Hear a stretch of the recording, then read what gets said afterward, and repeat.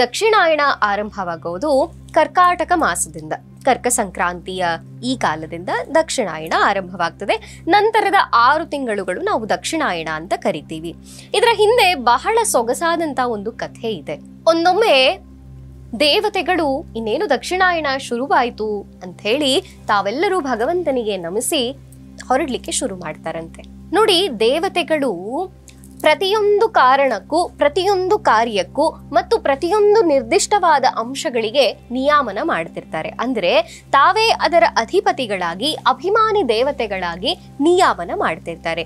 ಹಗಲಿಗೆ ಒಂದು ದೇವತೆ ಅಭಿಮಾನಿಯಾದ್ರೆ ರಾತ್ರಿಗೆ ಒಂದು ದೇವತೆ, ಸಂಜೆಗೆ ಒಂದು ದೇವತೆ ಅಭಿಮಾನಿಯಾದ್ರೆ ನಾವು ಮಾಡುವಂತಹ ಪ್ರತಿ ಕೆಲಸದಲ್ಲಿಯೂ, ಪ್ರತಿ ಕಾರ್ಯದಲ್ಲಿಯೂ, ಅಷ್ಟೇ ಯಾಕೆ ಪ್ರತಿ ಅಣುರೇಣು ತೃಣಕಾಷ್ಟಗಳಲ್ಲೂ ಒಂದೊಂದು ಅಭಿಮಾನಿ ದೇವತೆ ಆ ಸ್ಥಳವನ್ನ, ಆ ಕೆಲಸಗಳನ್ನ, ಆ ಕಾರ್ಯಗಳನ್ನ ಭಗವಂತ ಹೇಗೆ ತಮಗೆ ನೀಡಿರ್ತಾನೋ ಅದನ್ನ ದಯಪಾಲಿಸ್ತಾ ನಮ್ಮನ್ನ ನಿಯಾಮನ ಮಾಡ್ತಾರೆ. ಹೀಗೆ ದಕ್ಷಿಣಾಯಣದಲ್ಲಿ ಆರಂಭವಾಗುವ ಕಾಲಕ್ಕೆ ಎಲ್ಲ ದೇವತೆಗಳು ಬಂದು ನಾರಾಯಣನಿಗೆ ನಮಸ್ಕಾರ ಮಾಡಿ ಹೊರಡುವಂತಹ ಸಂದರ್ಭದಲ್ಲಿ ರಾತ್ರಿಗೆ ಅಭಿಮಾನಿಯಾದಂತಹ ದೇವತೆ ನಾರಾಯಣನ ಹತ್ರ ಬರ್ತಾಳಂತೆ.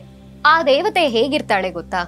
ಶುಭ್ರ ವಸ್ತ್ರವನ್ನ ಧರಿಸಿರ್ತಾಳೆ, ಕಡುನೀಲಿ ಮೈಯವಳಾಗಿರ್ತಾಳೆ, ಜೊತೆಗೆ ಕೈಯಲ್ಲಿ ಕೊಡಲಿಯನ್ನ ಪಿಡಿದಂಥ ದೇವತೆ ಆಗಿರ್ತಾಳೆ. ನಾರಾಯಣನ ಹತ್ರ ಬಂದು ನಮಸ್ಕಾರವನ್ನ ಮಾಡ್ತಾಳೆ. ಕೇವಲ ನಮಸ್ಕಾರ ಅಷ್ಟೇ ಅಲ್ಲ, ತನ್ನ ದುಃಖವನ್ನ ತೋಡ್ಕೊಳ್ಳಿಕ್ಕೆ ಶುರು ಮಾಡ್ತಾಳೆ. ಸ್ವಾಮಿ, ದಕ್ಷಿಣಾಯಣಕ್ಕೆ ಅಧಿಪತಿ ನಾನು, ಅರ್ಥಾತ್ ರಾತ್ರಿಗೆ ಅಭಿಮಾನಿ ದೇವತೆ ನಾನು. ಆದ್ರೆ ರಾತ್ರಿ ದಕ್ಷಿಣಾಯಣ ಅಂದ ತಕ್ಷಣ ಎಲ್ಲರೂ ಮೂಗು ಮುರಿತಾರೆ, ತಿರಸ್ಕಾರವನ್ನ ಮಾಡ್ತಾರೆ. ಯಾವುದೇ ಶುಭ ಕಾರ್ಯಗಳನ್ನ ಮಾಡೋದಿಲ್ಲ, ಯಾವುದೇ ಮಂಗಳ ಕಾರ್ಯಗಳನ್ನು ಆಚರಣೆ ಮಾಡೋದಿಲ್ಲ. ಹೀಗೆ ರಾತ್ರಿಗೆ ದಕ್ಷಿಣಾಯಣಕ್ಕೆ ಅಭಿಮಾನಿಯಾಗಿ ದೇವತೆ ಅನಿಸಿಕೊಂಡಂತಹ ನನ್ನ ಜನ್ಮ ವ್ಯರ್ಥವಾಗ್ತಿದೆ ಭಗವಂತ, ನನಗೆ ಏನಾದ್ರೂ ದಾರಿ ತೋರಿಸು ಅಂತ ಪರಿಪರಿಯಾಗಿ ತನ್ನ ದುಃಖವನ್ನ ನಾರಾಯಣನಿಗೆ ಹೇಳ್ಕೊಳ್ತಾಳೆ ಈ ಅಭಿಮಾನಿ ದೇವತೆ. ಹೀಗೆ ರಾತ್ರಿಗೆ ಅಭಿಮಾನಿಯಾದಂತಹ ಈ ದೇವತೆಯ ಅಳಲನ್ನ ಭಗವಂತ ನಾರಾಯಣ ಕೇಳಿ ಹೇಳ್ತಾನೆ, ನೋಡು, ನಿನ್ನ ಜನ್ಮ ವ್ಯರ್ಥವಾಗೋದಿಲ್ಲ, ನೀನು ಯಾರಿಂದರೂ ತಿರಸ್ಕೃತಳಾಗ್ಲಿಕ್ಕೆ ನಾನು ಬಿಡೋದಿಲ್ಲ, ನಿನ್ನ ಜನ್ಮ ಸಫಲವಾಗುವಂತೆ ನಾನು ನಿನಗೆ ವರ ಕೊಡ್ತೇನೆ ಅಂತ ಭಗವಂತ ನಾರಾಯಣ ಹೇಳ್ತಾನೆ. ಹಾಗೆಯೇ ಭಗವಂತ ನಾರಾಯಣ ಅಂದಿನಿಂದ ಭಗವಂತ ನಾರಾಯಣ ಆ ಅಭಿಮಾನಿ ದೇವತೆಗೆ ಕೊಟ್ಟ ವರದಂತೆ ದಕ್ಷಿಣಾಯಣದಲ್ಲಿ ಶುಭ ಕಾರ್ಯಗಳನ್ನ, ಮಂಗಳ ಕಾರ್ಯಗಳನ್ನ ಹೊರತುಪಡಿಸಿ ಈ ಕಾಲವನ್ನ ಕೇವಲ ವೃತ, ಪೂಜೆ, ಅನುಷ್ಠಾನ, ಜಪ, ತಪ, ಹೋಮ ಹವನಾದಿಗಳಿಗೆ ಮೀಸಲಿಟ್ಟು ಆ ಎಲ್ಲ ಭಗವಂತನ ಕಾರ್ಯಗಳನ್ನ ಮಾಡಬೇಕು. ಯಾರು ಹೀಗೆ ಜಪ, ತಪ, ಹೋಮ ಹವನಾದಿಗಳಲ್ಲಿ ನಿರತರಾಗಿರ್ತಾರೋ, ವೃತಾನುಷ್ಠಾನಗಳನ್ನ ಮಾಡ್ತಾ ಪುಣ್ಯವನ್ನ ಸಂಪಾದನೆ ಮಾಡುವುದಕ್ಕೋಸ್ಕರ, ಕೇವಲ ಭಗವಂತನ ಪ್ರೀತಿಗೋಸ್ಕರ, ಭಗವಂತನ ಅನುಗ್ರಹಕ್ಕೋಸ್ಕರ ಈ ದಕ್ಷಿಣಾಯಣ ಕಾಲವನ್ನ ಮೀಸಲಿಡ್ತಾರೋ ಅಂಥವರಿಗೆ ವಿಶೇಷವಾದಂತಹ ಪುಣ್ಯ ಪ್ರಾಪ್ತಿ ಆಗ್ತದೆ ಅಂತ ಅಭಿಮಾನಿ ದೇವತೆಗೆ ವರ ಕೊಡ್ತಾನೆ ಭಗವಂತ. ಹಾಗೆಯೇ ದಕ್ಷಿಣಾಯಣದಲ್ಲಿ ನಾವು ಭಾರತೀಯರು ಇದೇ ಕಾರಣಕ್ಕಾಗಿ ನಾವು ಯಾವುದೇ ಶುಭ ಕಾರ್ಯಗಳನ್ನ, ಮಂಗಳ ಕಾರ್ಯಗಳನ್ನ ಆಚರಣೆ ಮಾಡದಿದ್ದರೂ ಸಹ ದಕ್ಷಿಣಾಯಣವನ್ನ ನಾವು ಪರ್ವಕಾಲ ಅಂತ ಕರಿತೀವಿ.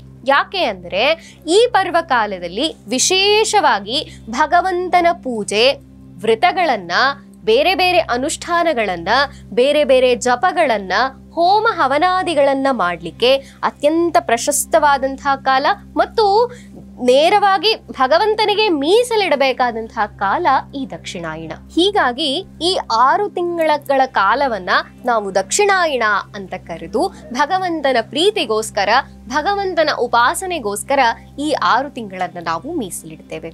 ಇದರಲ್ಲಿ ಮೊದಲ ಬರುವಂತಹ 4 ಮಾಸಗಳು ಚತುರ್ಮಾಸಗಳು, ಇದು ಚಾತುರ್ಮಾಸ್ಯ ಅಂತಾನೆ ಪ್ರಸಿದ್ಧಿ. ಈ ಮಾಸಗಳು ವಿಶೇಷವಾಗಿ ಇನ್ನೂ ಹೆಚ್ಚು, ದಕ್ಷಿಣಾಯಣದಲ್ಲಿಯೇ ಈ 4 ಮಾಸಗಳು ವಿಶೇಷವಾಗಿ ಭಗವಂತನ ಉಪಾಸನೆಗೋಸ್ಕರ, ಭಗವಂತನ ಪ್ರೀತಿಗೋಸ್ಕರ ಇರುವಂತಹ ದಿನಗಳಾಗಿವೆ.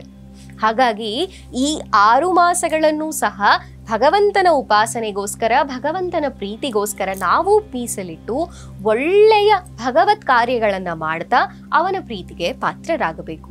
ಇದು ದಕ್ಷಿಣಾಯಣ ಹಿಂದಿನ ಕಥೆ, ಮಹತ್ವ, ಆಚರಣೆ. ಮತ್ತೊಂದು ವಿಶೇಷ ಸಂಗತಿಯೊಂದಿಗೆ ನಿಮ್ಮ ಮುಂದೆ ಬರ್ತೀನಿ. ಅಲ್ಲಿ ತನಕ ನೋಡ್ತಾ ಇರಿ ಅಶ್ವಮಂದಿರ.